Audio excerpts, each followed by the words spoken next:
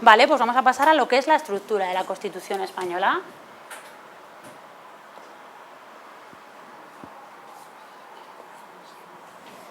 ¿Cuántos artículos tiene la Constitución española? ¿Vale? 169 artículos. Pero tiene más cosas, ¿no? ¿Qué más cosas tiene? Venga, ir diciéndome. Preámbulo. ¿Qué más? Título preliminar, muy importante, ¿vale? Quedaos con eso. El título preliminar es fundamental, lo vamos a ver a continuación, porque es un poco el que va a marcar los principios, los valores, un poco la identidad del Estado español, ¿vale? ¿Qué Estado se quiere configurar? Y luego ya tendríamos 10 títulos, 9 disposiciones adicionales, 4 disposiciones transitorias, una disposición derogatoria y una disposición final. ¿Os suena todo esto, no? Esto es importante que lo sepáis, ¿vale? Porque suele caer en los exámenes. Pero todo esto lo podemos clasificar en torno a dos partes, lo que se conoce como la parte dogmática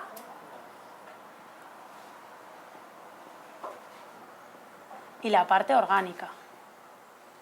¿Para qué nos sirve la parte dogmática? Para conocer los principios fundamentales, los derechos fundamentales, las garantías de los derechos fundamentales, ¿vale? Un poco lo que serían los valores, las ideas fundamentales de ese Estado que quiere ser España, ¿vale? Mientras que la parte orgánica recogería pues, la división territorial del Estado, recogería la estructura y la organización de los 3 poderes fundamentales del Estado, recogería la organización de las instituciones del Estado español. Desde el punto de vista del articulado, la parte dogmática, ¿qué incluye? ¿Qué títulos nos incluye? Vale, incluiría el título preliminar y el título primero, ¿verdad? Y la parte orgánica, el resto de títulos, que sería del título 2 a el título 10 de la Constitución española. ¿Vale? Las disposiciones no siempre. Las disposiciones no. Junto a las disposiciones y al preámbulo existe entre la doctrina una confusión, ¿vale? Hay una parte de la doctrina que, por ejemplo, el preámbulo lo quiere incluir dentro de lo que es la parte dogmática, porque evidentemente también el preámbulo es como una especie de resumen o de introducción de qué se quiere que sea el Estado español. Si quiere monarquía, si se quiere república, si se quiere presidencialismo, parlamentarismo, qué es lo que se quiere, ¿vale? Y con las disposiciones pasa lo mismo. Las disposiciones son un poquito a modo de final de Constitución española para meter aquellas cosas o que me faltan, que no me he acordado, que no están claras, para aclararlas y tal, ¿vale? Entonces hay quienes sí que incluyen en la parte dogmática el preámbulo y quienes incluyen estas disposiciones en la parte orgánica, ¿vale? Pero lo que sí que existe un consenso generalizado es en que la parte dogmática está introducida por el preliminar y el título primero y la parte orgánica por el resto de los títulos del 2 al 10, ¿vale? ¿Sí? Venga, vamos a ver ahora cada una de esas partes.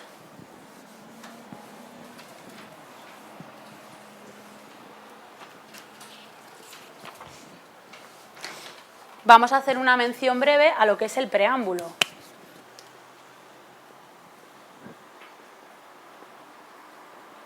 Preámbulo me va a marcar dos cosas básicas, ¿vale?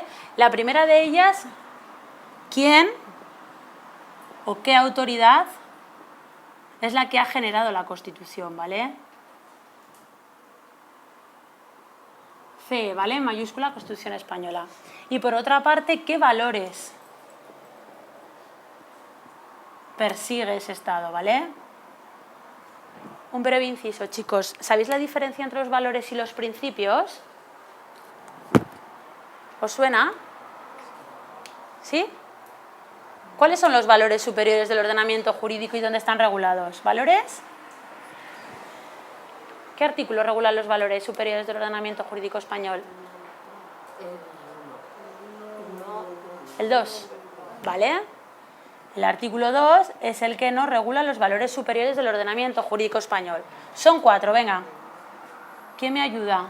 El primero de ellos, valores. Justicia. Eso, perdona, artículo 1, 2. La justicia, la igualdad, ¿Qué más? La pluralidad política. Pluralismo político. La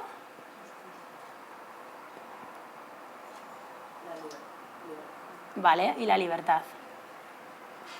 Pero por otro lado tenemos también los valores, o sea, los principios, ¿no?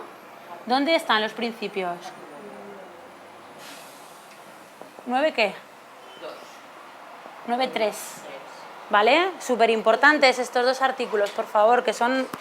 que en el examen seguro. 9.3, venga, ayudarme a rellenar el listado de principios. Primero, legalidad. Legalidad, publicidad. ¿Sí? ¿Más? Venga, que es el que más cuesta. Y retroactividad de las disposiciones limitadoras de derechos. Y retroactividad de las disposiciones sancionadoras no favorables o restrictivas de derechos, ¿vale? Más, que faltan todavía. Interdicción de la arbitrariedad. ¿Qué más, chicos?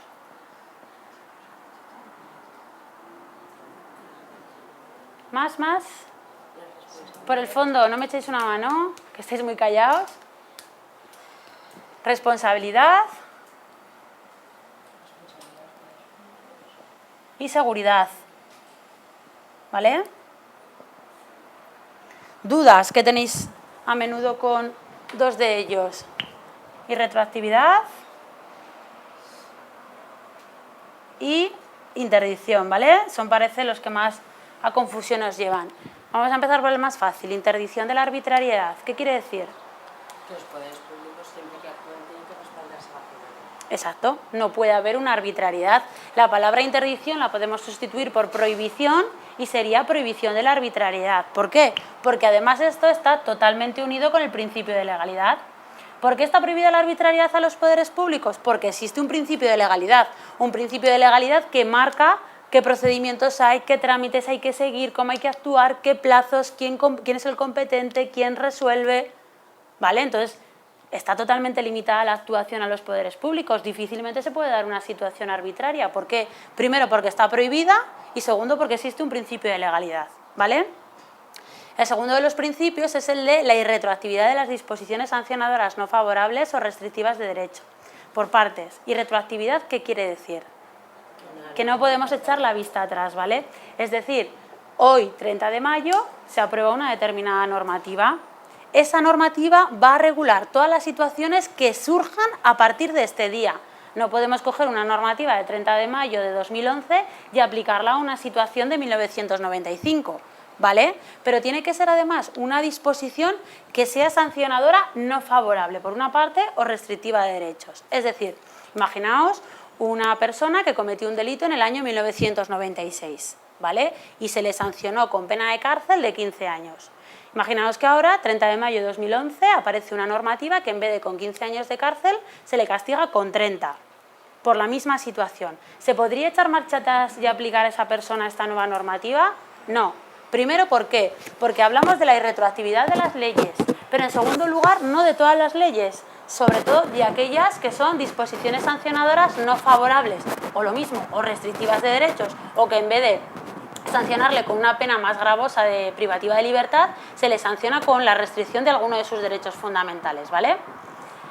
¿Por qué pasa esto? Como pista o recordatorio para que os acordéis, en derecho penal existe un principio que se llama el principio pro reo, ¿vale? Siempre se le va a intentar beneficiar al reo. Una vez que ya se le ha aplicado una sanción, nunca se le va a poder aplicar una más gravosa, ¿vale?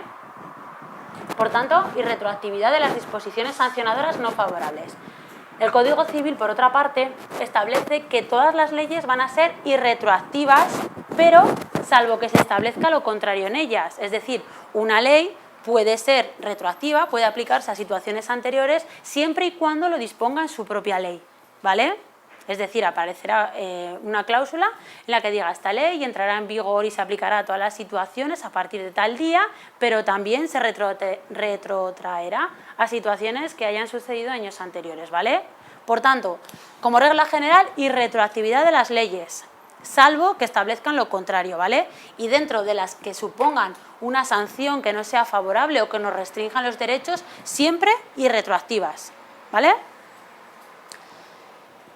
Una cosa, por tanto, hemos dicho, son los valores y otra son los principios. La idea fundamental de la existencia de unos valores es hacia dónde quiere dirigirse esta sociedad española, ¿vale? ¿Qué es lo que pretende el Estado? Que todos estos valores se hagan realidad. Por tanto, es un poco hacia dónde se camina, ¿vale? Se quiere que la sociedad sea que esté llena de justicia, que todos los ciudadanos seamos iguales, que haya pluralismo político, que haya diferentes opciones políticas, que haya libertad, ¿vale? Es un poco hacia dónde se quiere caminar, mientras que los principios serían la actuación que tienen que conseguir los poderes públicos para alcanzar esa sociedad con esos valores, ¿vale? Sería un poco como las pautas de actuación, como las directrices que se le marcan a los poderes públicos. Poderes públicos tienen que respetar el principio de legalidad, tienen que actuar de acuerdo al procedimiento, tienen que publicar todas las normativas. ¿Por qué? Porque si, por ejemplo, el cambio de velocidad que hubo de 120 a 110 no lo hubieran publicado en el BOE o en algún boletín oficial o no se le hubiera dado publicidad, ¿cómo nos enteramos los ciudadanos de que tenemos que ir a 110? ¿Vale? Da seguridad a nosotros porque estamos informados, porque sabemos cómo tenemos que actuar en cada momento. Jerarquía. Pues tienen que guardar un orden de jerarquía entre las normas. Sabemos que la ley es superior al reglamento, ¿vale? Por otro lado está la irretroactividad de las disposiciones sancionadoras, la interdicción de la arbitrariedad, responsabilidad. ¿Por qué? Porque si el principio de responsabilidad, veis el artículo 106 de la Constitución, la propia administración pública va a tener que indemnizar a los ciudadanos de aquellas actuaciones o de aquellas situaciones que hayan supuesto una vulneración de alguno de nuestros derechos o bienes, ¿vale? Por tanto, la administración pública es responsable de su actuación. Y por último, seguridad. Seguridad de los ciudadanos, ¿por qué? Porque está unida al de publicidad, porque están publicadas todas las normativas y eso nos da seguridad, porque vamos a saber cómo tenemos que actuar ante cada situación, ¿vale? Después de este inciso que hemos hecho para diferenciar valores y principios, estábamos en el preámbulo, ¿vale? Estábamos en el preámbulo y estábamos comentando que lo principal del preámbulo es que nos está estableciendo quién tiene la autoridad, qué valores persigue, y ahí habíamos hecho el inciso, y es un poco como una introducción, ¿vale? En segundo lugar, ya más importante, estaríamos con la parte dogmática.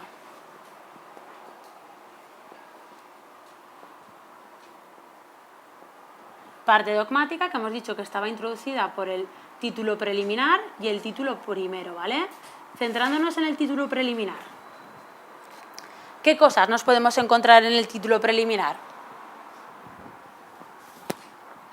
Venga, va, necesito ayuda. ¿Qué cosas podemos encontrar? Primero, ¿qué títulos abarca el título preliminar? Perfecto. Artículos del 1 al 9 de la Constitución española. Venga, pues vamos a empezar. ¿Qué nos podemos encontrar en estos artículos, en este título preliminar?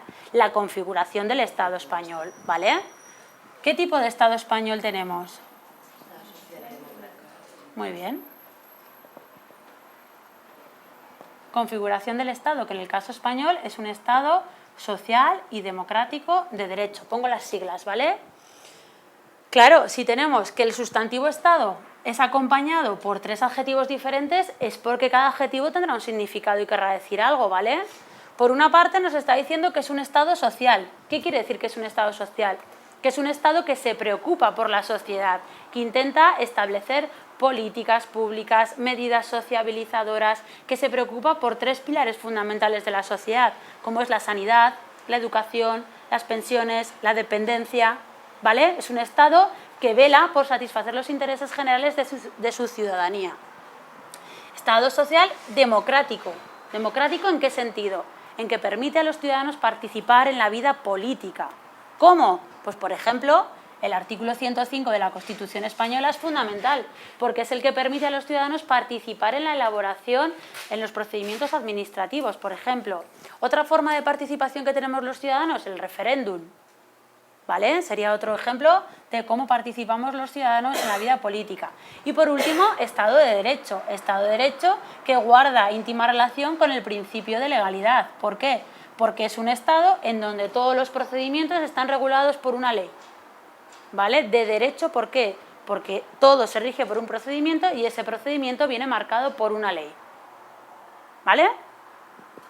¿Qué más cosas nos encontramos en este título preliminar? Los valores superiores, que ya los hemos visto. ¿Qué más? La soberanía.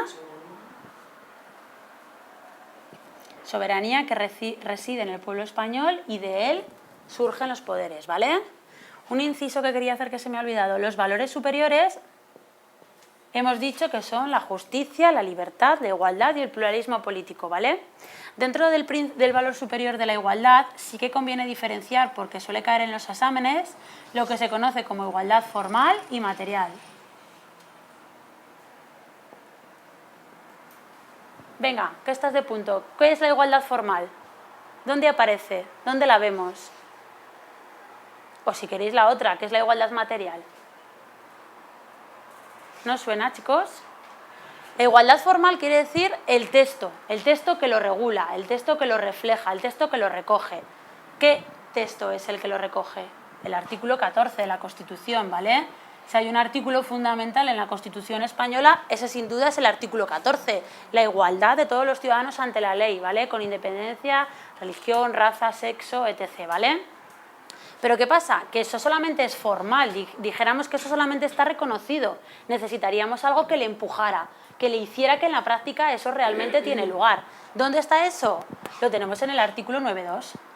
¿Por qué? Porque el artículo 9.2 de la Constitución española está diciendo, bueno, sí, existe una igualdad ante la ley de todos los ciudadanos, está recogida en el artículo 14 de la Constitución española, pero necesitamos que los poderes públicos tengan la obligación de que eso sea real y efectivo, ¿vale? Por eso el artículo 9.2 de la Constitución española establece una coletilla en la que indica que los poderes públicos tendrán que remover todos los obstáculos que impidan o dificulten la igualdad y que se haga real, o sea, que dificulten o que impidan la realización de esa igualdad, ¿vale? Entre los ciudadanos y los miembros que componen los grupos. Por tanto, existe una obligación a los poderes públicos de remover todos los obstáculos. ¿Para qué? Para que esa igualdad sea real y efectiva. ¿Sí? Continuamos con el título preliminar. Soberanía. Soberanía que reside en el pueblo, del que emanan los tres poderes del Estado, que son Legislativo y judicial, ¿vale? Eso es importante también. Más cosas que nos podemos encontrar. La forma política del Estado español. ¿Qué forma política tiene el Estado español? Vale. ¿Qué quiere decir eso? Voy a cambiar a negro, que igual veis mejor, ¿vale? Es que se está quedando sin tinta. Monarquía parlamentaria. ¿Qué quiere decir? ¿Alguien se anima? Pues que el jefe del Estado es el rey. Vale. Truco para estas cosas. Divide las palabras. Monarquía. Lo contrario de monarquía es república. Por tanto, nos está diciendo que al jefe del Estado español no se le elige en las urnas, sino que viene de herencia, es algo hereditario, ¿vale? Y que tenemos al rey como símbolo del Estado español y como que tiene una serie de funciones que van a realzar un poco cada una de ellas, ¿vale? Por su presencia, promulga, sanciona, ¿vale? No elabora ni aprueba las leyes, les da como una fuerza en el sentido de carácter formal, ¿vale? Les realza el valor, pero la función del monarca es simplemente simbólica. Y por el otro lado está el parlamentario, es un régimen parlamentario, ¿vale? Lo contrario a parlamentario, régimen presidencialista, ¿vale? En España no, en España es parlamentario. ¿Por qué? Porque de los tres poderes, ejecutivo, legislativo y judicial, supone una colaboración, una participación de unos poderes con otros. No aparecen como poderes estancos o como poderes aislados, sino que hay una colaboración, una participación conjunta de todos y cada uno de ellos. ¿Ejemplo de eso? Por ejemplo, en el artículo 99 de la Constitución. En ese artículo se regula la elección del candidato a la presidencia de gobierno, ¿vale? El que ha sido elegido mediante las elecciones generales tiene que presentar su programa político al Congreso de los Diputados y de ahí tiene que esperar que el Congreso le dé su confianza. ¿Cómo se le da esa confianza? En primer lugar, con una mayoría absoluta, y de no alcanzar esa mayoría absoluta y pasadas 48 horas con una mayoría simple. Por tanto, estamos viendo ya hay una colaboración del Ejecutivo con el Legislativo. Eso no pasa en los regímenes presidencialistas. ¿Por qué? Porque la figura del presidente acumula todos los poderes, ¿vale? Existe una preeminencia y una mayor importancia del presidente, que es el que se va a encargar de tomar todas las decisiones respecto de los otros, ¿vale? En España no, en España tenemos una monarquía, un rey como símbolo del Estado que participa y hace algunas funciones y por otro lado es parlamentario. ¿Por qué? Porque existe una colaboración entre todos y cada uno de los poderes, ¿vale? Artículo 2, fundamental también. ¿Por qué es fundamental el artículo 2? Porque sacamos de la lectura del mismo 3 notas fundamentales. La primera de ellas, la unidad. Unidad del Estado español, ¿vale? Una unidad en la que además se reconoce el derecho a las autonomías. Y por último, la solidaridad. Unidad del Estado español, ¿vale? España es todo nuestro mapa. Es una, pero dentro de ellas, en virtud de este artículo, se ha reconocido que a aquellas regiones que lo integran se les reconozca un derecho a la autonomía, ¿vale? Esto nos lo marca el artículo 137 de la Constitución española, más el título 8º de la misma, ¿vale? Un título fundamental, que es el que marca la organización territorial del Estado. Y por último, solidaridad. ¿Por qué? Porque tiene que haber un equilibrio económico entre las 17 comunidades autónomas y 2 ciudades autónomas que componen el Estado español. No puede, por ejemplo, estar los del norte viviendo muy bien y con mogollón de riqueza y llegar los del sur y estar muriéndose de hambre, ¿vale? Se busca un equilibrio económico y para eso el 158.2 de la Constitución española crea lo que es el Fondo de Compensación, ¿vale? Para que dada la situación en la que no haya esa igualdad económica entre una parte y otra o se estén produciendo unos desequilibrios grandes, aparezca, intervenga y diga que eso no puede ser así, ¿vale? 3 ideas básicas, por tanto, dentro de lo que es el artículo 2, la unidad, derecho a las autonomías y la solidaridad. Más cosas que podemos ver en el título preliminar, pero quizás un poquito menos importantes, sea por ejemplo la lengua española, la cooficialidad con las lenguas regionales, la bandera, partidos políticos en el artículo 6, las fuerzas armadas, hasta llegar al artículo 9. Artículo 9 que ya lo hemos comentado, que tiene 3 apartados importantes. El primero de ellos es el que habla de la vinculación, de la obligatoriedad de cumplir tanto la Constitución como el resto del ordenamiento jurídico de los ciudadanos y de los poderes públicos, ¿vale? Cuando dice de la Constitución y del resto del ordenamiento jurídico, ¿a qué se está refiriendo? Rápidamente lo tenemos que identificar con la pirámide. Con la pirámide que hemos estado viendo al principio de la clase. ¿Por qué? Porque nos está diciendo que los ciudadanos y los poderes públicos van a quedar vinculados a la Constitución española y al resto del ordenamiento. ¿Qué es el resto? Pues todo lo que hemos ido viendo. Las leyes, los reglamentos, los principios, la costumbre, la jurisprudencia, ¿vale? Y hace hincapié y diferencia en que no solo los ciudadanos, sino también los poderes públicos. El segundo apartado de este artículo 9.2, o sea, lo que sería el 9.2, viene a establecer la obligatoriedad a los poderes públicos para conseguir eso que veíamos antes de la igualdad formalidad e igualdad material, para conseguir que esa igualdad que aparece plenamente reconocida en un texto legal, en un texto constitucional, en la práctica se cumpla, ¿vale? Y obliga a los poderes públicos a que remuevan los obstáculos que impidan o que dificulten que la igualdad sea real y efectiva, no solo de los ciudadanos, sino también no solo del individuo, sino también de todos los individuos que componen cualquier grupo, es decir, de todos los españoles, todos los ciudadanos. Y luego el 9.3, que es el que viene a enumerar cada uno de los principios que hemos ido desmenuzando y que hemos ido viendo, ¿vale? A lo largo de la exposición.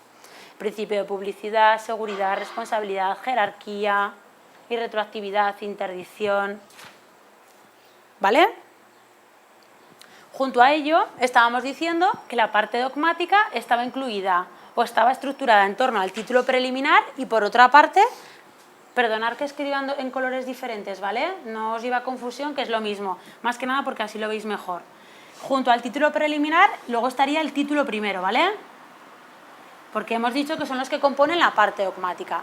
¿Qué incluye el título primero? Fundamental. El título primero de la Constitución española, ¿qué es? ¿De qué trata? ¿Qué abarca? Derechos fundamentales, ¿vale? Y deberes. Derechos y deberes de los ciudadanos. ¿Qué artículos? ¿De qué artículo a qué artículo va? Correcto. Artículos 10 al 55. ¿Vale? No sé si os habréis apuntado, pero la segunda parte de este taller sobre la Constitución española abarca el estudio de los derechos fundamentales y la protección y las garantías de esos derechos fundamentales, ¿vale? Creo que es la semana que viene, la imparte una compañera mía, ¿vale? Voy a hacer como una especie de resumen para no quitarle la charla y meterme en faena, ¿vale? Simplemente decíos que los derechos y los deberes de los ciudadanos están recogidos del 10 al 55. Derechos que tenemos que diferenciar entre lo que son los superprotegidos, que digo yo, y el resto de derechos, ¿vale? Los superprotegidos irían del artículo 14 al artículo 30 de la Constitución. Y el resto sería, pues eso, el resto de artículos, ¿vale? ¿Por qué son superprotegidos? Porque tienen, aparte de las garantías normativas y garantías institucionales, desde el punto de vista jurisdiccional, tienen dos vías de protección, ¿vale? Lo que es la jurisdicción ordinaria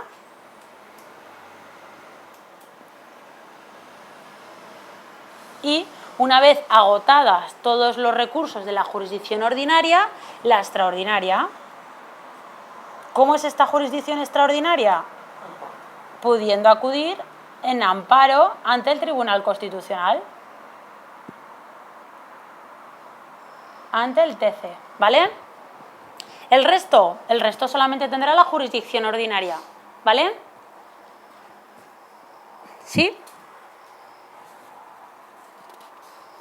Dentro de estos derechos fundamentales voy a destacar también la presencia del artículo 10, ¿vale? Es un artículo fundamental. ¿Por qué? Porque es el que va a marcar todo lo que tiene que ver con la dignidad humana, los derechos inherentes que le son inalienables, el libre desarrollo de su personalidad, el respeto a los derechos de los demás, ¿vale? Digamos que este artículo es fundamental y es fundamento del orden político y de la paz social, ¿vale? Fundamento del orden político y de la paz social. ¿Qué quiere decir esto? Pues que es un artículo transversal. ¿Por qué? Porque va a aparecer en todas las normativas. Da igual la materia de que se apruebe una norma jurídica. Siempre va a estar metido este artículo. Siempre hay que tener en cuenta la dignidad de la persona. Siempre hay que tener en cuenta el libre desarrollo de su personalidad, los derechos del resto de los ciudadanos, ¿vale? Es súper importante ese artículo 10.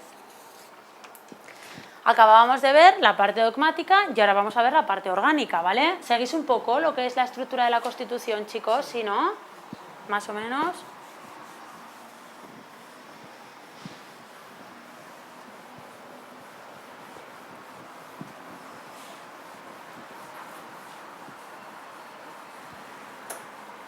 ¿Qué hemos dicho que nos vamos a encontrar en la parte orgánica? Eso es. Parte orgánica va a regular tres cosas fundamentales: la división de los poderes, la organización territorial